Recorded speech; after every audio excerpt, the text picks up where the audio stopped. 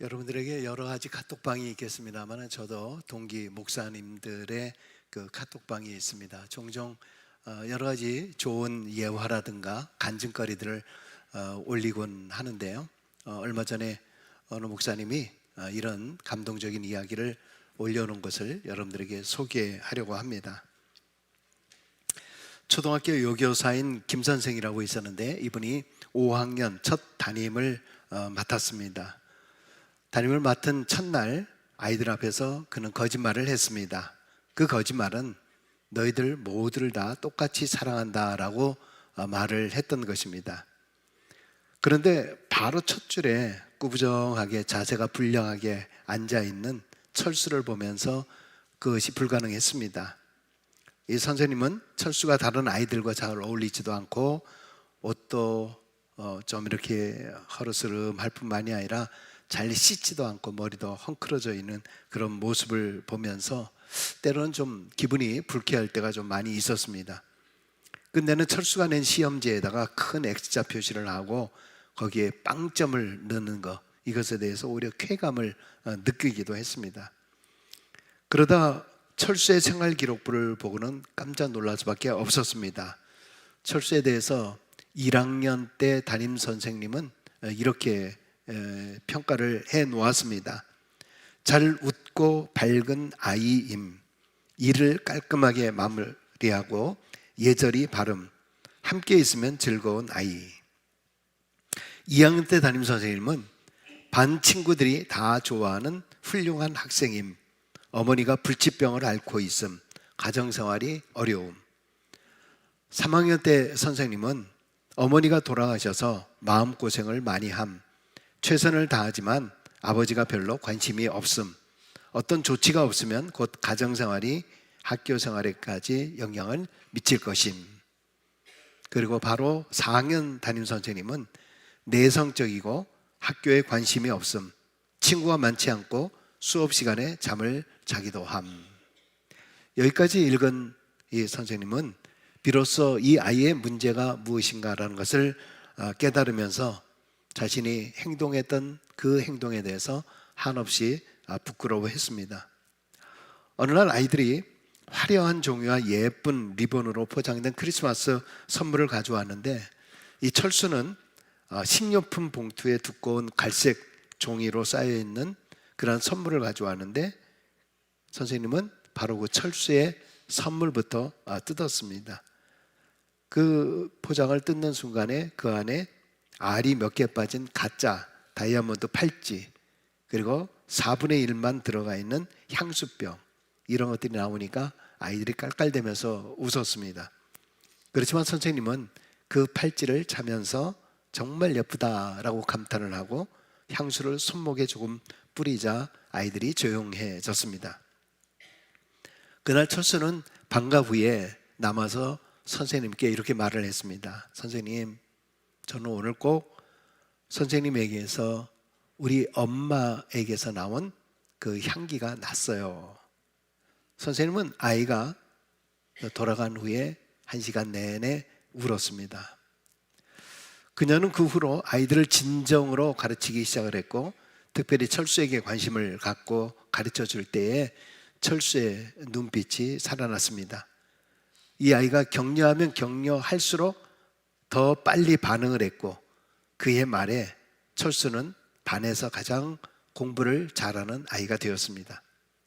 1년 후에 그녀는 교무실 문 아래에 철수가 쓴 쪽지를 발견을 했는데 거기에 선생님은 나의 평생 최고의 선생님이었어요. 그 후로 6년 후에 철수에게서 또 쪽지를 받았는데 고교에서 고등학교에서 2등으로 졸업을 했다면서 아직도 선생님이 자기 평생 최고의 선생님인 것은 변함이 없다라고 쓰여 있었습니다. 4년이 더 흘러서 또 편지가 왔는데 이번에는 대학 졸업 후에 공부를 더 하기로 마음을 먹었다고 그렇게 쓰여 있습니다. 그 후 몇 년 후에 철수로부터 또 한 통의 편지를 받았는데 그때에도 선생님은 최고의 선생님이었다라고 하며 마지막에 닥터 박철수 이렇게 사인이 되어 있었습니다. 근데 이 이야기는 여기로 끝나지 않았습니다. 또 한 통의 편지가 왔는데 철수는 여자를 만나 결혼을 하게 되었는데 이제 아버지도 어머니도 다 돌아가셔서 혹시 선생님이 자기의 어머니가 앉는 자리에 앉아 있을 수 있는지 이렇게 물었습니다. 기꺼이 선생님은 좋다고 했습니다. 그런 다음에 어떻게 되었을까요? 그 선생님은 오래전 받아 간직하고 있었던 가짜 다이아몬드 몇 개 알이 빠진 그 팔찌를 차고 어머니가 뿌렸었다는 그 향수를 뿌렸습니다.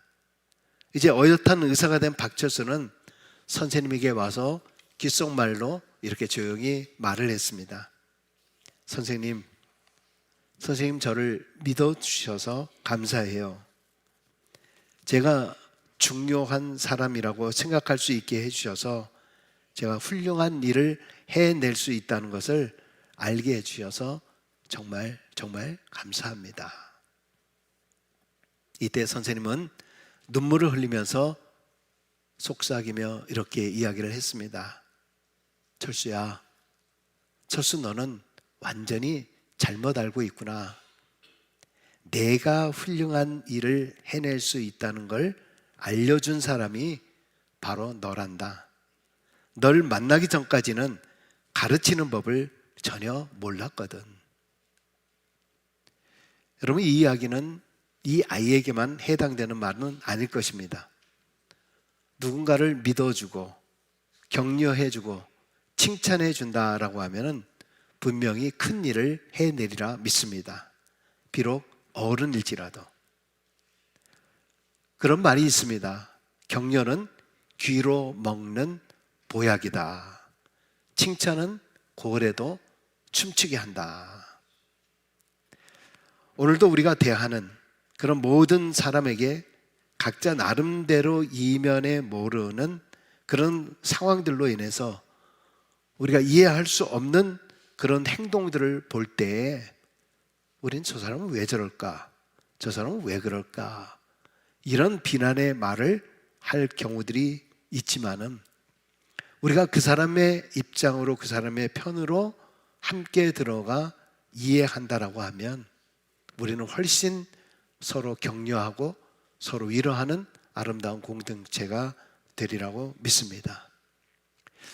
여러분, 예수님도 수시로 제자들을 가르치셨습니다. 때로는 마음에 안 들어서 참 한심하다라는 생각도 가졌을 것이고 도대체 왜 나를 따라다니는 것일까 모를 것이고 도대체 모르겠고 그리고 기적을 많이 체험을 했는데도 불구하고 여전히 믿음이 없는 모습, 믿음이 부족한 그런 모습을 보면서 안타까워하기는 했습니다. 그러나 예수님은 처음부터 제자들이 완벽한 사람이라고 여기지를 않았습니다.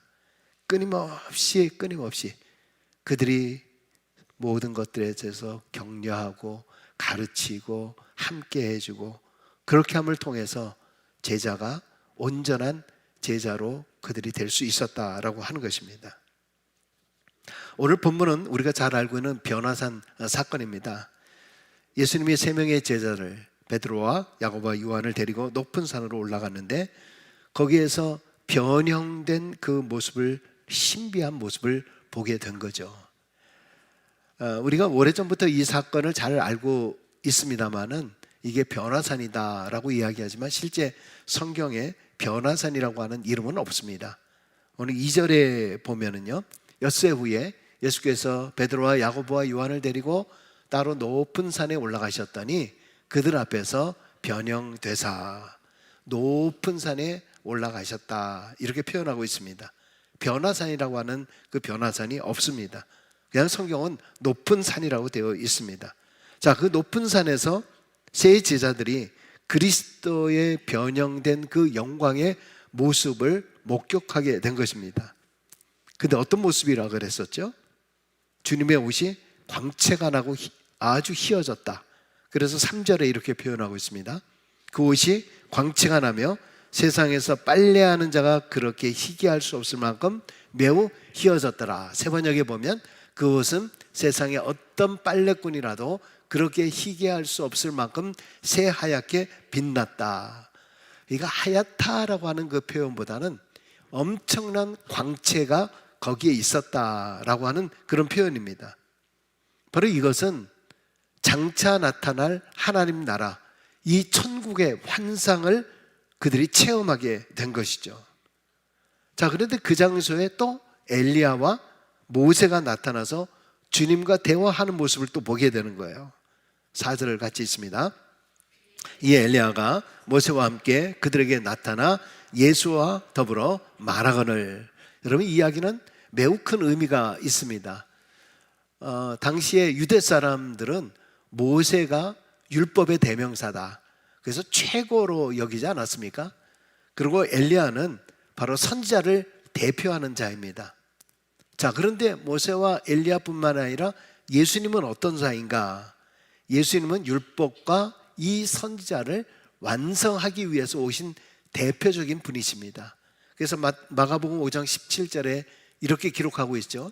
내가 율법이나 선지자들을 폐하러 온 것으로 생각하지 말라. 폐하러 온 것이 아니요 완전하게 하려 함이니라. 율법도 부족하고 선지서도 부족하지만 예수 그리스도는 완전케 하시기 위해서 오신 분이다. 여러분, 바로 이러한 장면을 목격한 이 베드로가 너무나 놀랐고 전율과 함께 황홀경에 빠지면서 그가 이렇게 이야기를 합니다. 5절과 6절입니다. 같이 읽습니다. 베드로가 예수께 고하되 랍비여, 우리가 여기 있는 것이 좋사오니 우리가 초막셋을 짓되 하나는 주를 위하여, 하나는 모세를 위하여, 하나는 엘리야를 위하여 하사이다 하니, 이는 그들이 몹시 무서워하므로 그가 무슨 말을 할지 알지 못함이더라. 이 초막을 짓자라고 하는 얘기는요, 당시에 장막이라고 하는 것은 예배를 드리는 장소거든요. 그 예배 드리는 장소 3개를 만들자는 거예요. 모세를 위해서, 엘리야를 위해서, 예수를 위해서 만들자. 근데 성경이 뭐라고 얘기하냐면 그가 자기가 하는 말이 무슨 말을 하는지 알지 못한다. 그러니까 완전히 신비로운 천국의 환상에 취해가지고 지금 베드로가 말하고 있는 거죠. 자기가 세상 속에서 경험하지 못했던 그 황홀경을 경험하게 된 것입니다. 한마디로 천국을 지상에서 경험한 것입니다. 여기서 우리에게 천국이라고 하는 곳이 바로 이런 곳이구나라는 것을 우리가 생각해 볼 수 있도록 만들어주고 있습니다. 여러분, 그런데 우리가 성경을 보아서 압니다마는 예수님께서는 이런 모든 것들을 다 뿌리치시고 다시 산 아래로 내려가셨다, 이렇게 기록하고 있습니다. 여러분, 우리가 때로 신앙생활을 하면서 종종 뭔지 모를 그 은혜로움을 체험할 때가 있습니다. 여러분 가운데 어떤 분들은 그 은혜 때문에 막 눈물을 흘리고 뜨겁게 기도하고, 그리고 정말 감격의 그러한 예배를 드리셨던 경험을 하신 분들이 있을 거라고 생각을 합니다. 정말 세상 속에서 채워질 수 없는 영적인 환희와 영적인 그 기쁨을 체험하신 분들이 있을 거라고 생각을 합니다. 여러분, 그런데 우리가 신앙생활 하면서 늘상 그런 은혜로 가득 차 있으면 얼마나 좋겠습니까? 우리가 이렇게 은혜를 많이 받았다 그래도 또 얼마 지나지 않으면 그 모든 것을 다 잃어버려요. 주일날 와서 목사님 설교 은혜 많이 받았습니다 이렇게 해놓고 나서도 당장 교회를 떠나서 일주일간의 삶에서 정신없이 살다 보면 은혜고 뭐고 다 없습니다. 그런데 은혜를 자꾸 이제 사모를 하다 보면은 어떤 사람들은 그러한 은혜, 그러한 은사, 그러한 기적을 찾아다니는 그런 사람들이 있습니다. 그래서 어떤 분들은 기도원을 찾든가 아니면은 어떤 그런 교회에 막 빠지거나 아니면 아예 그냥 가출해서 그런 이단 종파에 빠져버리는 그런 사람들이 있습니다. 여러분, 이단 종파에 빠지시는 이런 분들을 보면은요, 굉장히 이런 영적인 어떤 이런 거를 갈구하고 막 이러던 사람들이 거기에 빠져버리는 경우가 상당히 많이 있습니다. 여러분, 그런데 오늘 이 말씀을 통해서 주님께서 분명히 말씀하고 계시는 것이 있습니다. 신앙의 삶이라고 하는 게 그게 다가 아니라는 거예요. 우리가 교회에 와서 뜨겁고 기쁘고 눈물 흘리고 서로 중보 기도하고 참 좋은 신앙의 삶이잖아요.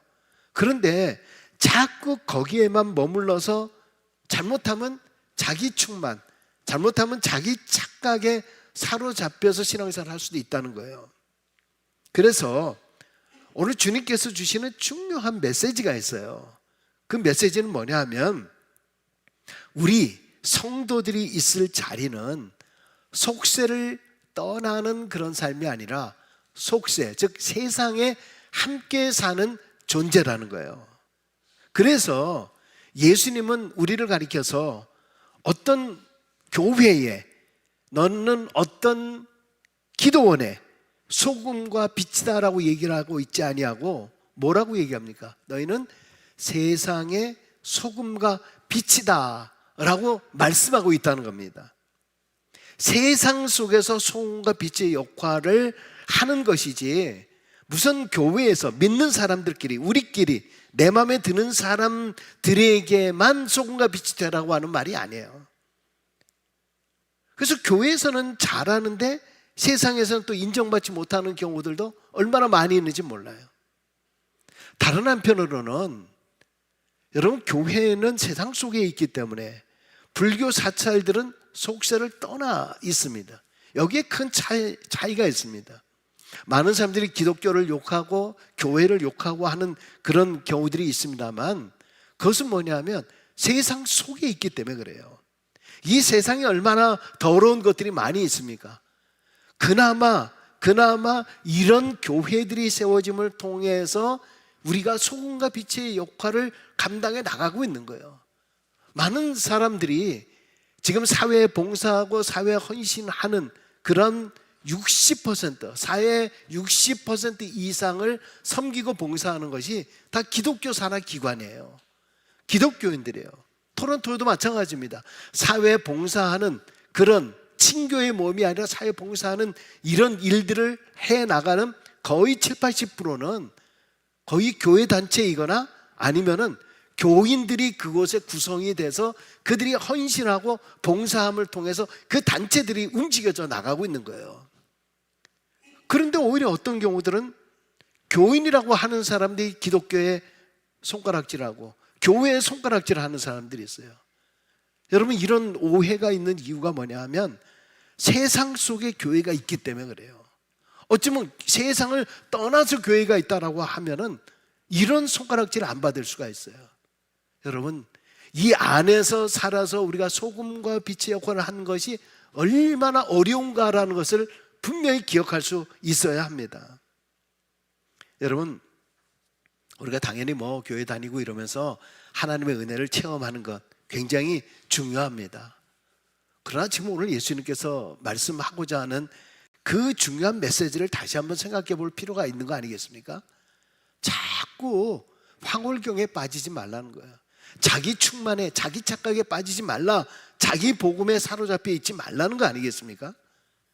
뭐로 충만하라는 거예요? 예수로 충만하라는 거잖아요. 예수로 충만하지 않으면 분명히 문제가 생깁니다. 우리가 뭐 남이냐? 야, 우리 공동체가 얼마나 좋냐? 자칫하면은 우리끼리 내가 좋아하는 사람들과만 교제를 나누고 내가 좋아하는 사람들끼리만 함께하고, 여러분, 그것은 신앙의 교제가 아니라요, 그건 순인간적인 정에 의존하는 겁니다. 그래서 그런 말이 있지 않습니까? 친할 때 조심하라. 친할 때 조심하라. 가장 조심해야 될 사람이 누구냐? 나에게 지나치게 잘해주는 사람, 너무 과하게 친절한 사람, 그 사람을 뭐 경계하고 의심하라라고 하는 그런 말이 아니라, 이 이야기는 친할수록 더 예의를 갖춰라라고 하는 말 아닙니까?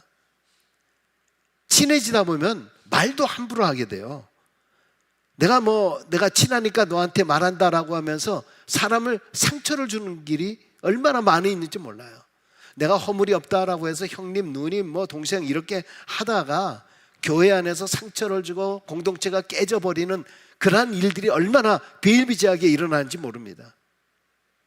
여러분, 왜 다른 사람과 달리 이 부부간에 또는 부자지간에 또 이 가족간에 왜 다툼이 많은가요? 이 가족이라고 하는 것 때문에, 뭐 혈연이라고 하는 것 때문에 자신의 모습을 다 노출하게 되잖아요. 그래서 누구보다 아내가 남편을 잘 알고 남편이 아내를 잘 아는 거예요. 또 자식들이 부모를 다 잘 아는 거예요. 별 조심성이 없이 뭐 할 말 못할 말을 다 하기 때문에 때로 가족 안에 상처가 있는 경우들이 굉장히 많습니다. 그래서 뭐 가끔 그런 이야기를 하잖아요. 아이, 평생 살아도 저 양반 속을 모르겠다, 뭐 이런 얘기 얼마나 많이 합니까? 아우, 평생 살아도 난 안 맞는다, 이런 얘기 많이 하잖아요. 왜 그럴까요? 우리가 너무 허물없이 하기 때문에 그 안에서 가족에게 상처받는 경우들도 참 많이 있잖아요. 그러나 가족이 좋은 것은 상처이긴 하지만은 우리가 혈연의 관계이기 때문에 그것을 또 품을 수 있는 그런 마음이 있고 그것을 상처를 싸맬 수 있는 힘이 있기 때문에 여기에 가족의 힘이 있는 거죠. 여러분, 그러나 가족이 아닌 사람들끼리 단지 친한다라고 해서 할 말 못할 말을 다 한다라고 하면 어떻게 되겠습니까? 성도들끼리 서로 친하고 좋을 때 더 조심하고 더 예의를 갖추는 것이 중요합니다. 자, 어쨌든 거기서 변화산에서 하나님의 음성을 듣습니다. 베드로가 초막셋을 지어서 여기 변화산에서 살자라고 하는 말을 할 때 구름이 나타나서 그들을 덮습니다. 7절 같이 있습니다. 7절. 마치 구름이 와서 그들을 덮으며 구름 속에서 소리가 나되 이는 내 사랑하는 아들이니 너희는 그의 말을 들으라 하는지라. 너희는 누구의 말? 그의 말. 그가 누굽니까? 바로 주님이죠. 너희는 다른 거 들을 필요 없어. 오직 주님의 말만 들으면 된다. 즉 주님의 말씀으로만 충만하면 된다. 여기 들으라라고 하는 헬라어 아쿠네라고 하는 말은 단순히 듣는 게 아니에요. 이것은 마음속에 새기고 이해하고 행하라라고 하는 그런 뜻을 가지고 있습니다. 여러분, 신앙생활 하다 보면은 이렇게 여러 가지 이제 기적적인 거나 이렇게 신비로운 것, 또 병고침, 이런 것들을 체험함을 통해서 그런 것들을 이제 기대하는 경우들이 참 많이 있습니다.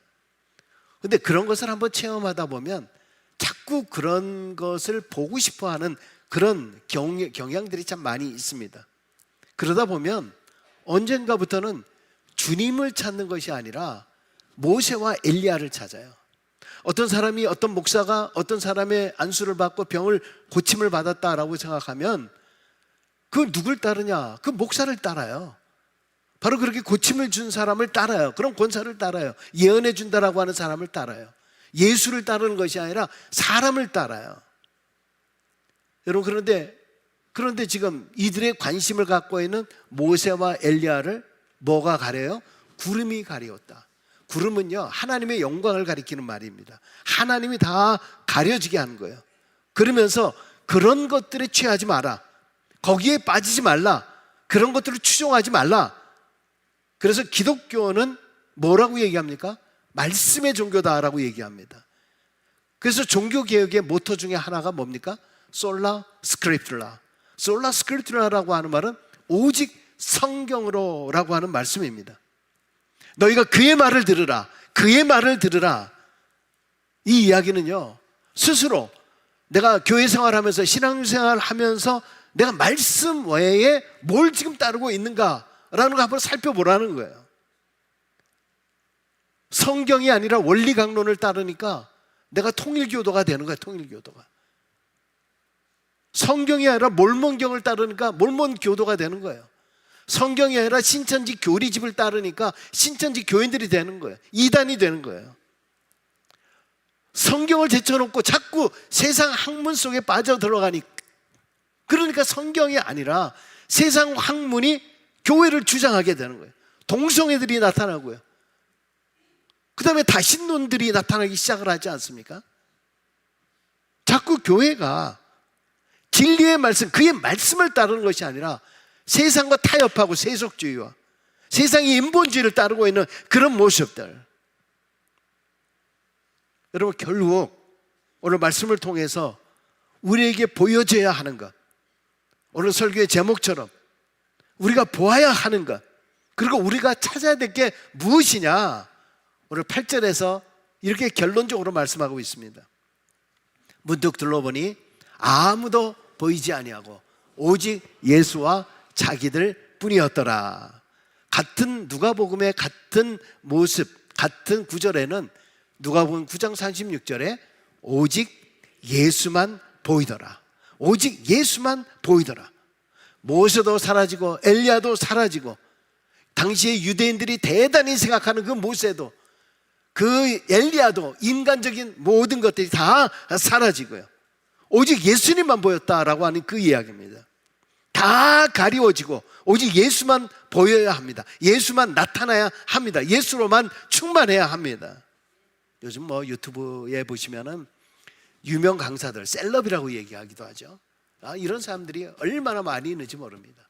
근데 그런 뭐 100만이다, 뭐 어떤 사람은 뭐 회원이 몇 명이다, 뭐 구독자가 뭐 얼마다, 뭐 그거 가지고 난리입니다.